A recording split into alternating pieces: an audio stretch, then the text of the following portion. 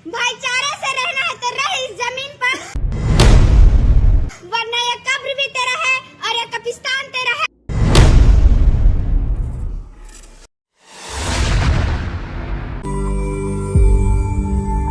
भारत एकमात्र ऐसा देश है जो आज उन्नति के शिखर पर बैठा है, क्योंकि इन्होंने धर्म का संविधान माना। हमने तो संविधान को पहला धर्म माना। के दिल में जलती आग हिंदुस्तान है, शत्रु के वक्षस्थल पर करता नाद हिंदुस्तान है। यह शौर्य है, बलिदान है, त्याग हिंदुस्तान है, त्याग हिंदुस्तान है। सभी को सुप्रभात। मैं नंदिनी कुमारी, वर्ग 7, राजकीयकृत मध्य विद्यालय ईदन गणराज्य की छात्रा। मैं आप सभी के सामने स्वतंत्र गणतंत्र दिवस पर अपने विचारों को रखने के लिए खड़ी हुई हूँ। अगर तू परिंदा है तो ये आसमान तेरा है, अगर तू दरिंदा है तो ये शमशान तेरा है। भाईचारे से रहना है तो रह इस जमीन पर, वरना ये कब्र भी तेरा है और ये कब्रिस्तान तेरा है और ये कब्रिस्तान तेरा है।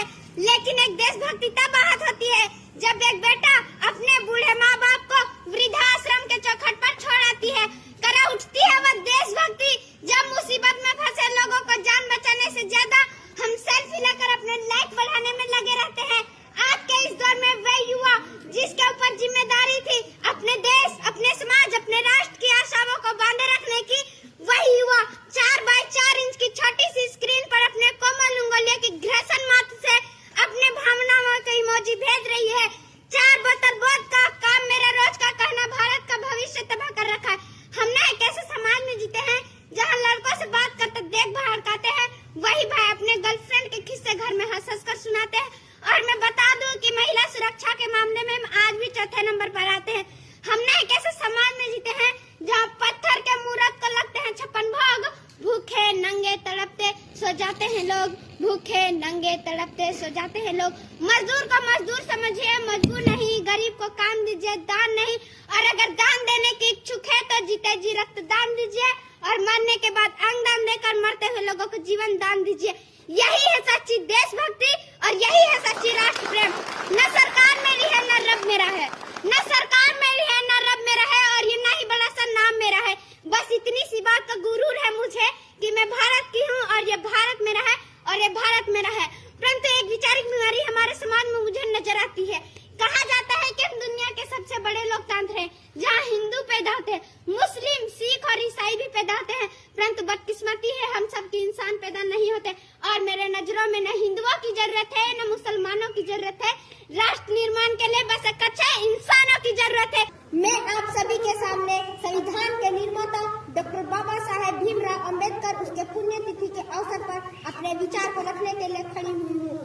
भारत एकमात्र ऐसा देश है जो आज उन्नति के शिखर पर बैठा है, क्योंकि इन्होंने धर्म का संविधान माना। हमने तो संविधान को पहला धर्म माना। किसी भी जाति का छात्र हो वह सबके सामने बैठकर पढ़ सकता है, खेल सकता है और पानी भी पी सकता है। मान्यवर, मैं अपने वक्तव्य को प्रारंभ करने से पहले इस सभा से प्रश्न पूछना चाहूंगी। वह कौन सी ऐसी चीज है जिसे हम देख तो सकते हैं पर छू नहीं सकते? महोदय, यही प्रश्न सन 1947 में किया गया था। उसी समय छात्र ने अनेक उत्तर दिए। किसी ने कहा हम आकाश को देख तो सकते हैं पर छू नहीं सकते, किसी ने कहा हम सूरज को देख तो सकते हैं पर छू नहीं सकते। लेकिन उसी कक्षा के बाहर खड़ा होकर पढ़ने वाला छात्र डबडबाई आंखों को लेकर खड़ा हुआ और बोला, मैं प्यास से तड़प के मर भी रहा हूँ, लेकिन इस घड़े के पानी को देख तो सकता हूँ पर छू नहीं सकता और पी नहीं सकता, क्योंकि मैं एक अछूत जाति का हूँ। और वह अछूत जाति का छात्र बल्कि कोई और नहीं, संविधान के निर्माता डॉक्टर बाबा साहेब भीमराव अम्बेडकर जी थे। आज 75 वर्ष बाद सवाल भी वही है, कक्षा भी वही है, पानी का घड़ा भी वही है, परंतु कुछ बदला है तो यह कि किसी भी जाति का छात्र हो वह सबके साथ में बैठकर पढ़ सकता है, खेल सकता है और पानी भी पी सकता है। और इतना ही नहीं, उस देश के सर्वोच्च पद पर बैठकर एक महिला आदिवासी के राष्ट्र पर प्रशस्त कर सकती है। यह ताकत दी हमारी संविधान को। जब जब बात आए अधिकारों पे, संविधान हमारी रक्षा करी है। फिर वह आईपीसी की धारा 377 में जूझ रहे पाटलिमन समाज के लोग हैं। श्रीकांत बोला, दिव्यांग जनों के लिए शिक्षा का अधिकार हो, ठीक वैसे ही महिलाओं